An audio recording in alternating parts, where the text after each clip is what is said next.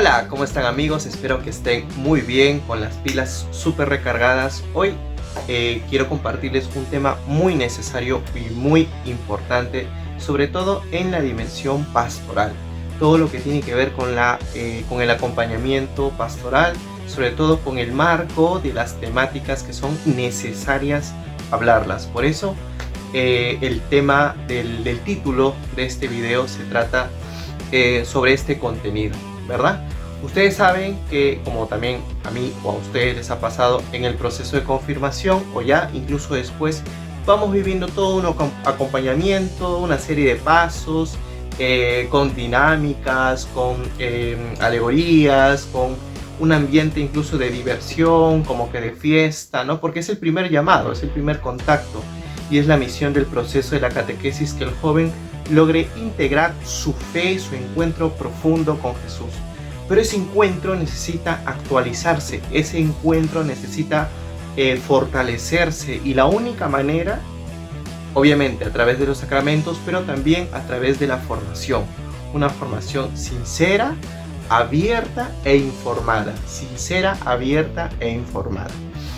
Ya después, una vez que ha habido todo ese encuentro, el joven decide ser catequista, el joven decide apoyar en la pastoral juvenil, el joven decide estar en el coro, ser acólito, lo que fuera.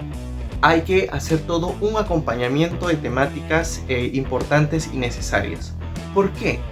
Porque esto va a ayudar a que el joven ame más a Jesús en la iglesia, ame más a Jesús en los sacramentos, ame más a Jesús en la doctrina que se desarrolla dentro de la institución que él mismo creó. Y no lo hizo para encarcelar al hombre, para atarlo, para que el ser humano viva con miedo, ¿no? Al contrario, todos los mandamientos, todo lo que la iglesia nos invita a vivir es para vivir de una manera libre, de una manera sin ataduras, de una manera coherente, íntegra y sobre todo feliz y alegre. ¿Por qué digo esto? Porque cuando ya el joven está en la iglesia, está en la parroquia, ya lleva 1, 2, 3, 5, 10 años, pero está con esa misma dinámica de las dinámicas y que de las fiestas, y incluso seguir predicando que, no sé, pues la misa es una fiesta muy alegre, ¿no? Y cosas así, ¿no? Lo que va a hacer es generar un cristianismo, además de mediocre, muy fashion, en el sentido de muy light, ¿no? Las bebidas light que tienen cero azúcar y todo eso, bueno, hace un cristianismo light, ¿no? No sé si algún papa o alguna persona lo habrá dicho, un cristianismo light, ¿no? Ligero, entre comillas, un extracto de cristianismo y no el cristianismo completo. ¿Y por qué digo eso? Porque empieza a generar hábitos y costumbres que no ayudan ni a él, ni en el momento que él va a dar un tema, ni tampoco en su vida privada. Por lo tanto, es importante hablar los siguientes temas.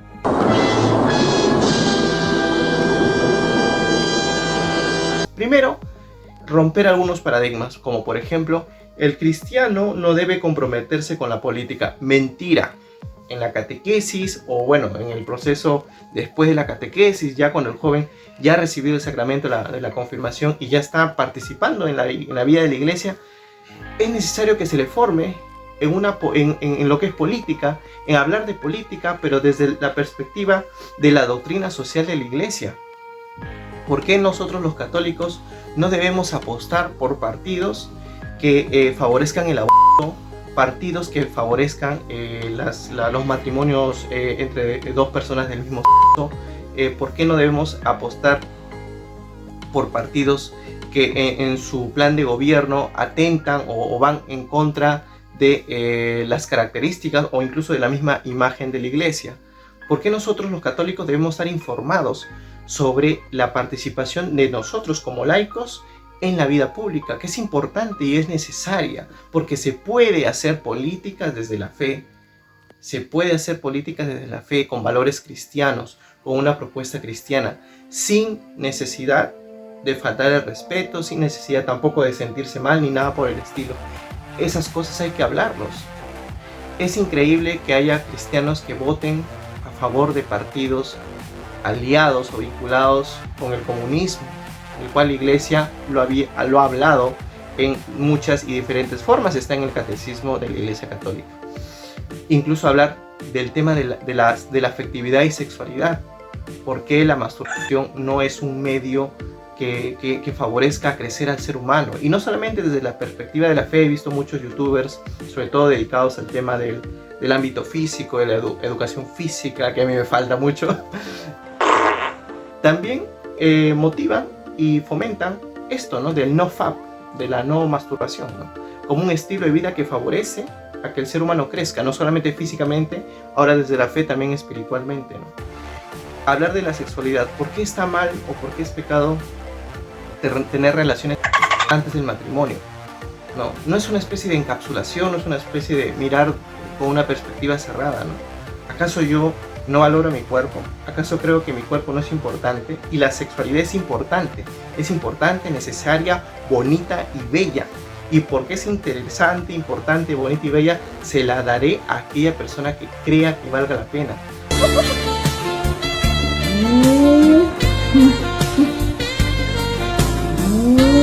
Aquella persona que me va a amar, aquella persona que se quiere comprometer conmigo para toda la vida, con mis defectos, con mis cualidades, con lo bueno y lo malo. En esa forma de ver la vida, es lo que desde la perspectiva de la fe vamos a llamar matrimonio, el compromiso entre el hombre y la mujer.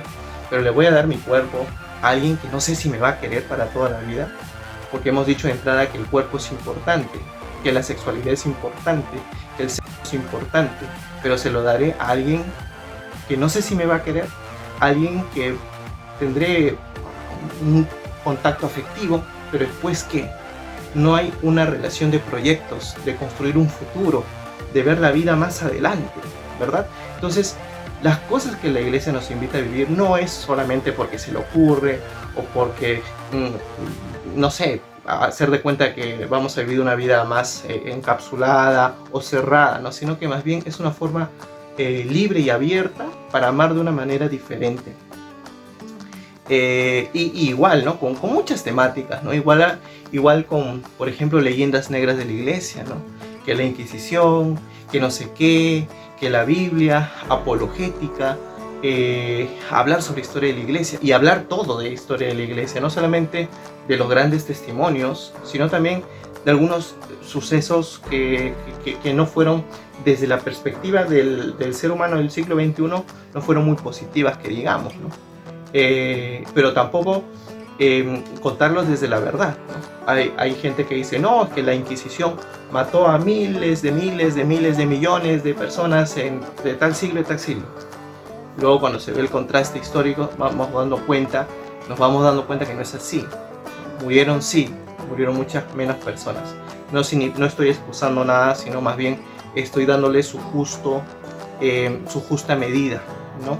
Igual que las cruzadas, no, que las cruzadas fueron así, qué cosa, etcétera, de leyendas negras, por ejemplo, que la Iglesia atenta contra la ciencia, que mandó a ejecutar a Galileo Galilei, etcétera, de leyendas negras que es importante desmentir, que es importante justificar y sobre todo dar razón y darle su justa medida a todas las cosas, tanto de las cosas buenas de la Iglesia como también de algunos sucesos históricos que no fueron muy positivos, incluso ahora, ¿no?